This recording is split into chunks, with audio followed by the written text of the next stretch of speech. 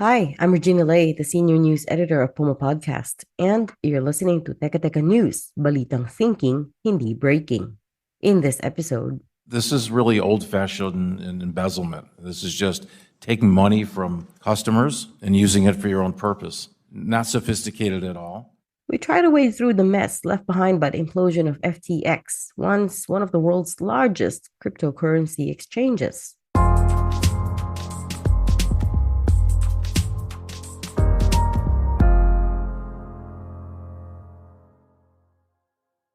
I'm betting you've already seen some coverage on the collapse of FTX in recent months, but many people still don't quite understand what happened. So here's the gist. In 2019, a young, wily former Wall Street trader by the name of Sam Bankman Fried founded FTX, a cryptocurrency exchange, which is where people can trade cryptos for fiat currency. He couldn't have timed it better. His venture quickly attracted venture capital money, so much so that within a mere 2 years, SBF, as he is called, was officially a billionaire. Except all was not right under the hood.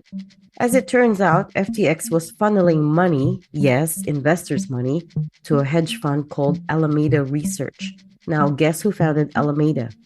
That's right, SBF himself, 2 years before he founded FTX, in fact. And it all came to light only in November last year. Here's John J. Ray III, the man tasked to take over and clean up FTX after its collapse, testifying at a congressional hearing.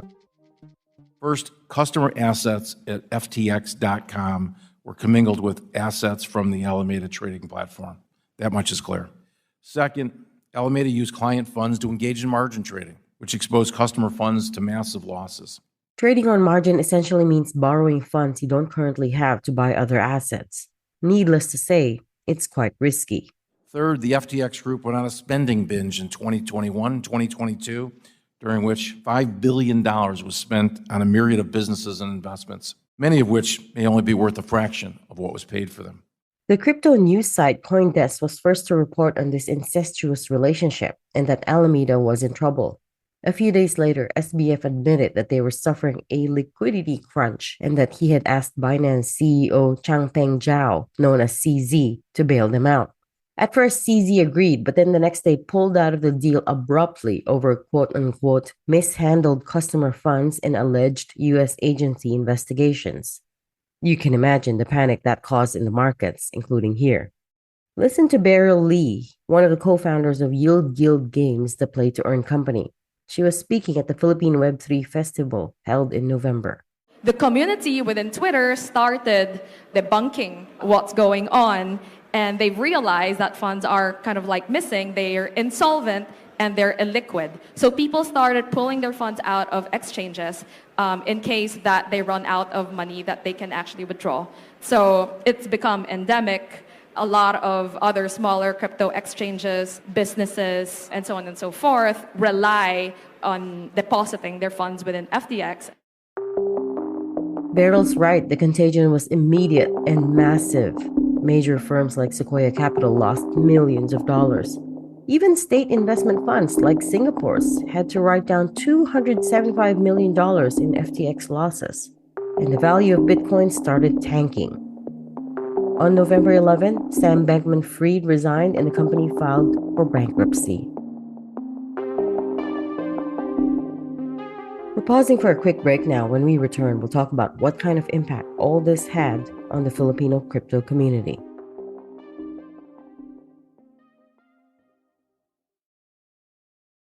Of course, panic will ensue. There's a loss of trust within the industry. That's Beryl Lee again, the co-founder of Yield Guild Games. She's also on the founding team of the Philippines' leading crypto exchange, Coins.ph, and is well respected in local crypto circles. It's actually the same thing with the financial crisis, right? We've just had the Lehman Brothers moment where people have lost trust. They don't know whom to actually rely on these days. There's a lot of like bankrupts. But the difference between crypto and also the financial crisis is, in crypto, we actually have real innovation. The financial crisis was just instruments created out of like thin air, right? Whereas in crypto, we actually have real platforms, we actually have real games actually being built right now. There's actually fundamentals behind. Some people may not agree that there are real fundamentals behind cryptocurrency, but there's no denying that this scandal has hurt the industry deeply. Let me bring in Nichelle Gaba, who founded a local crypto trading platform called PDAX. He was interviewed on One News shortly after FTX imploded. Certainly, this is an issue that will bring about significant loss of confidence in the market in what's already a very, very fragile crypto market at this time. The question in most people's minds is, oh, if this can happen to somebody like FTX, which is, becoming more of a mainstream name globally, then maybe it could happen to other unregulated players everywhere else. At one point, FTX was valued at $32 billion, and it was raising hundreds of millions of dollars from investors around the world. Later on, it emerged that Bankman-Fried, his parents, and senior executives bought at least 19 properties worth $121 million in the Bahamas. He also pumped about $40 million in political causes, mostly aligned with Democrats. And that's what's scary about it all. How could all this have gotten past dozens and dozens of smart, capable people? Here's John J. Ray again, testifying in Congress. This one is unusual, and it's unusual in the sense that literally, there's no record keeping whatsoever. Employees would communicate, invoicing and expenses on Slack, which is, essentially a way of communicating for chat rooms. They use QuickBooks, multi-billion-dollar company using QuickBooks. QuickBooks. Nothing against QuickBooks, very nice tool, just not for a multi-billion-dollar company. There's no independent board. We had one person really controlling this. This is really old-fashioned and embezzlement. This is just taking money from customers and using it for your own purpose. Not sophisticated at all. Because there was little oversight over FTX, investors who lost money have no recourse. Some $5 billion have since been recovered, but many may not ever see their money back. The 30-year-old Bankman-Fried has now been indicted on wire fraud and conspiracy and is out on bail.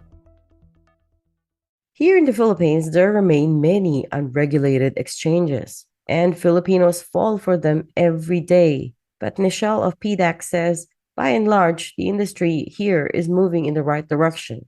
Fortunately for the Philippines, we actually have a lot of regulatory clarity. The Bangko Sentral has regulated the industry since way back in 2017.